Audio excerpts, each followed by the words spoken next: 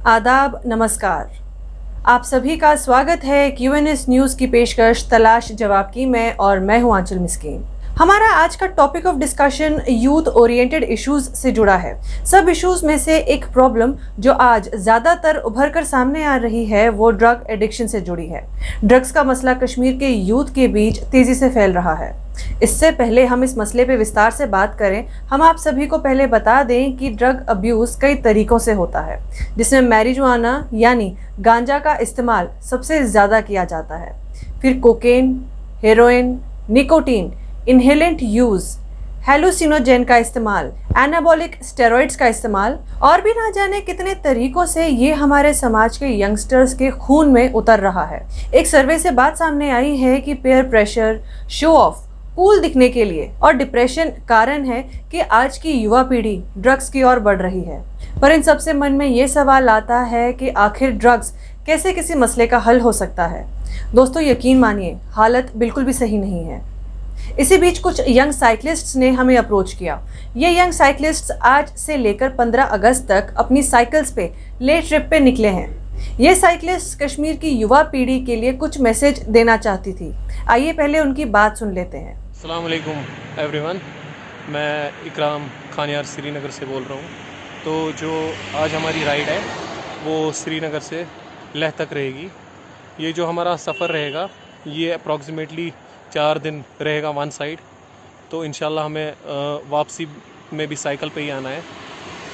तो ये जो बेसिक पर्पस इसका है, ये हमने ड्रग अवेयरनेस प्रोग्राम के लिए स्पेशली रखा है कि जो यहाँ पे सुसाइड आजकल हो रहे हैं, ड्रग अवेयरनेस हो रहे हैं, हम यूथ को मैसेज देना चाहेंगे कि वो ड्रग्स का पाथ शन करें और हमारे साथ जुड़े, कोई भी स्पोर्ट हो उसके साथ जुड़े। ये हमारी मैसेज। हमारे साथ आप देख सकते हैं हमारी जो साइकिल्स है ये फुल भरे हुए हैं। इनमें थोड़ा सा सामान हमारा रहेगा पर्सनल। और जो हमारा ये आज का स्टे रहेगा वो स्टे रहेगा, हमारा आज टारगेट है द्रास तक। इस दौरान हमें काफ़ी सारे पड़ाव पार करने होंगे, जैसे कि सोनमर्ग जो कि 9000 feet above the sea level है, और उसके बाद जोजिला जहाँ की रोड कंडीशन बहुत ख़राब है और almost 11,600 feet above the sea level है। लेकिन मेरे साथ मेरे दोस्त डेडिकेटेड राइडर्स हैं। हमारी डेडिकेशन और डिटर्मिनेशन के साथ इंशाल्लाह हम ये पूरा करेंगे। अस्सलाम वालेकुम। जैसा कि मेरे भाई ने बोला कि हमारी जो राइड है आज की जर्नी हमारी स्टार्ट हो रही है 8 डेज़ के लिए। इंशाल्लाह 15 अगस्त हमारी जर्नी कंप्लीट हो जाएगी। आज हमारा पहला दिन है। हम इंशाल्लाह रहमान हम स्टे करेंगे द्रास में। हमारे साथ मेरे एक और भाई साथ रहेंगे जो कि पूरा नेक्स्ट जर्नी में हमारे साथ रहेंगे, और हमारे साथ एक और राइडर है, वो एज ए गेस्ट राइडर रहेगी हमारे साथ गोंड तक। जैसे कि आप सभी ने देखा, ये अपने इस वीडियो में कश्मीर के नौजवानों को एनकरेज कर रहे हैं कि ड्रग्स की ओर ना जाकर वो ऐसे ही किसी फिजिकल एक्टिविटी को अपनी ज़िंदगी का हिस्सा बनाएं।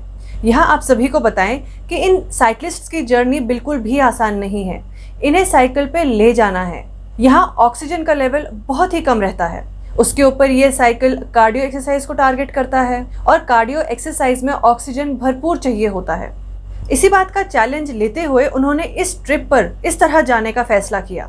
दोस्तों, यहाँ हम एक बात कहना चाहेंगे, नशा करने से कोई भी मसला कभी हल नहीं होता। उल्टा जिंदगी और उस जिंदगी से जुड़ा उसका परिवार ही बर्बाद होगा। इसकी जगह अगर अपनी फ्रस्ट्रेशन निकालने के लिए ये युवा पीढ़ी किसी फिजिकल एक्टिविटी को अपनी ज़िंदगी का हिस्सा बनाएंगे तो फिजिकल फिटनेस के साथ साथ क्या पता अनजाने में सक्सेस का कौन सा मुकाम वो हासिल कर ले। आप सभी ने ये खबर तो ज़रूर सुनी ही होगी कि कल हमारे देश को ओलंपिक्स में जैवलिन थ्रो में नीरज चोपड़ा ने गोल्ड दिलाया। इन्होंने भी अपनी ज़िंदगी की मुश्किलों और फ्रस्ट्रेशंस को अपनी स्ट्रेंथ के तौर पर इस्तेमाल किया और कड़ी मेहनत में लगे रहे, जिसका नतीजा आज देश और दुनिया देख रहा है। नीरज चोपड़ा ने न्यू कूल का स्टैंडर्ड सेट किया युवा पीढ़ी के लिए।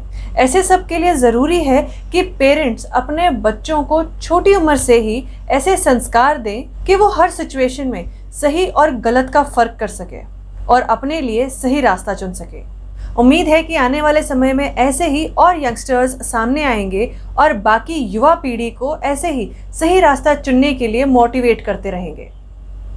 इससे पहले हम आगे बढ़े, हम आप सभी को याद दिलाएं कि अगर आप सभी ने अभी तक QNS न्यूज़ टीवी को सब्सक्राइब नहीं किया है तो फटाफट से जाकर YouTube, इंस्टा और फेसबुक पे जाकर हमें सब्सक्राइब करें और हमसे हमारी खबरों के जरिए 24/7 जुड़े रहें। और इसी के साथ विस्तार में खबरों को जानने के लिए आप हमारी वेबसाइट पर भी जा सकते हैं, जो कि है www.qnsnewstv.com। चलिए अब हमारी चल रही बातों का सिलसिला आगे बढ़ाते हैं। ड्रग्स के मसले के साथ साथ एक और मुद्दे ने खबरों में गर्माहट बनाई हुई है। इससे जुड़ी हर खबर ये एहसास करवाती है कि हमारे देश की पॉपुलेशन का एक एज ग्रुप कितना डिसफंक्शनल होता जा रहा है। जी हाँ, मैं सुसाइड के बढ़ते हुए केसेस की बात कर रही हूँ। QNS न्यूज़ इस मसले को स्पेसिफिकली इसलिए उठा रहा है क्योंकि आए दिन डेली बेसिस पे सुसाइड की 3 से 4 खबरें रिपोर्ट हो रही हैं। कोई फांसी लगा रहा है, कहीं कोई नदी में कूद रहा है, पेड़ से लटककर, या कोई जहर खाकर सुसाइड कमिट कर रहा है। इसमें सबसे शॉकिंग बात जो सामने आ रही है वो ये है कि खुदकुशी करने वाले सारे यंगस्टर्स हैं जो 10 साल से लेके 29 से 30 के एज ग्रुप में आते हैं। वैसे तो हमारा काम आप तक हर तरह की खबरें पहुंचाना है, पर जब ऐसी खबरें सामने आती हैं तो हम भी सोच में पड़ जाते हैं और समाज के ऐसे युवाओं के लिए थोड़ा कंसर्न्ड फील होता है कि आखिर हमारे देश की युवा पीढ़ी कहाँ की ओर बढ़ रही है। इन हादसों पर आम लोगों की क्या राय है, ये जानने के लिए हमने उनसे बात की। देखिए, जम्मू कश्मीर के अंदर जब हम सुसाइड केसेस को देखते हैं तो सबसे पहले हमें स्टैटिस्टिक्स पर नजर डालनी चाहिए। जैसे कि ड्रग्स के हमारे पास में नंबर ऑफ केसेस पिछले 2-3 सालों में डबल हुए हैं, वैसे ही सुसाइड के केसेस भी डबल हुए हैं। इसके बेसिक कुछ एक रीजंस है। सबसे पहला रीज़न अगर हम देखें तो अनएम्प्लॉयमेंट है, क्योंकि जम्मू कश्मीर में साल 2019 से लॉकडाउन लगा हुआ है, यानी हर साल हमारे 4 लाख जॉब्स जा रहे हैं। 4 लाख युवा बेरोजगार हो रहे हैं जिनके पास में कमाई का कोई अवसर नहीं है, कोई ऑप्शन नहीं है। उसके बाद सरकार की तरफ से भी कोई ऐसी पॉलिसीज़ नहीं है जिनसे इन युवा को रिहेबिलिटेट करवाया जाए, इन्हें दोबारा से रीएंगेज किसी एक्टिविटी में करवाया जाए। इसकी वजह से क्या होता है कि एक मेंटल डिप्रेसिव डिसऑर्डर जनरेट होता है जिसको OCD कहा जाता है। यानी आप एक चीज़ पर कंपल्सिव बनकर उसे बार बार सोचते रहते हैं। फिर उसके बाद क्या होता है कि आपकी बॉडी में रिएक्शंस आने शुरू हो जाते हैं कि आप उसको संभालें कैसे। आप उसको संभालने के लिए कुछ भी कर सकते हैं, आप नशा भी कर सकते हैं, आप सेल्फ हार्म भी कर सकते हैं, और जब उसकी हद पार हो जाती है तो लोगों को कोई दूसरा ऑप्शन नजर नहीं आता, they choose to go for suicide. अब सुसाइड कैसे रुक सकता है? सुसाइड कोई बड़ी, इसको हम लोग एज ए डिजीज देखें सबसे पहले तो। अगर हम इसको एज ए स्टिग्मा देखेंगे तो इसको कोई हल नहीं है, एज ए डिजीज अगर देखें तो इसको हम हल कर सकते हैं। यानी सुसाइड काउंसलिंग से हल हो सकती है। सुसाइड का जो इशू है ये डिप्रेशन के इशू से बहुत रिलेट करता है, क्योंकि डिप्रेशन होगा तभी सुसाइड का डिसीजन पे एक शख्स पहुंचेगा। अब उन्हें काउंसलिंग की ज़रूरत होती है, बात करने की ज़रूरत होती है। ऐसे में सबसे बड़ा स्टेक एक दोस्त का है, एक घर में माँ बाप का है, भाई बहन का है, जिनसे भी शख्स बात कर सके, बात करे, अपने इशू के बारे में बताए, क्योंकि ऐसी कोई भी मुश्किल दुनिया में नहीं है जिसका हल नहीं हो सकता। सुसाइड के तो बहुत सारे रीज़न्स है। पहला रीज़न यही है कि अनएम्प्लॉयमेंट है, लड़कों को बेरोज़गारी है इस टाइम पे काफ़ी ज़्यादा, जिसकी वजह से वो डिप्रेशन में आके सुसाइड कर लेते हैं। तो दूसरा अगर देखें कि हम पेरेंट्स को देखना चाहिए अपने बच्चों का कि वो अभी जो बहुत सारे लड़के हैं फ़ोन्स के साथ होते हैं, अपने रूम्स में बैठते हैं, अलग से बैठते हैं।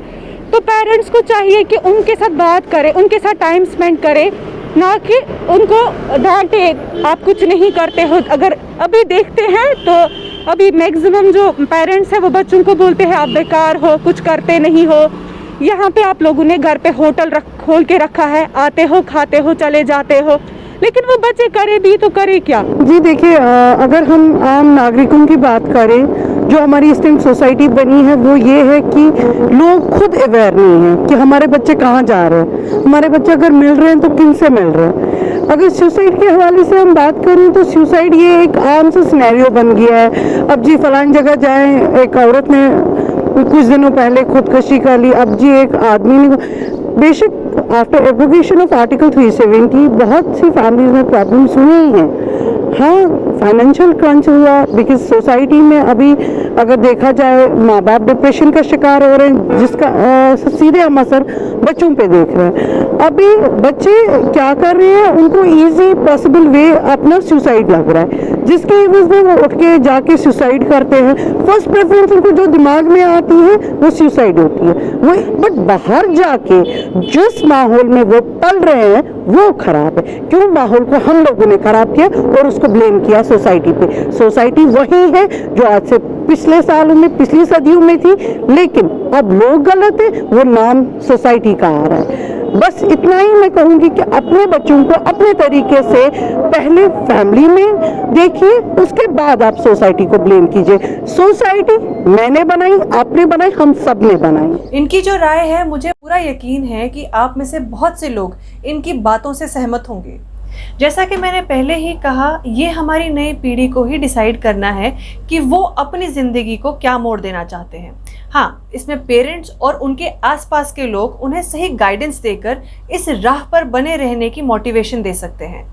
पर हाँ, यहाँ इस मसले में सरकार का इंटरवेंशन बहुत ज़रूरी है।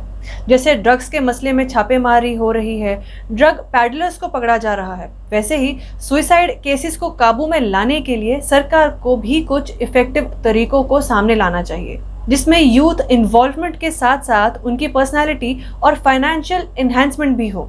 जब वो ऐसे प्रोडक्टिवली बिजी रहेंगे तो क्यों ही वो ऐसे गलत ऑप्शंस का सहारा लेंगे। इसी के साथ आप सभी मुझे यानी आंचल मिस्कीन को दीजिए इजाज़त। हम कल फिर हाजिर होंगे ऐसे ही कुछ और मुद्दे लेकर।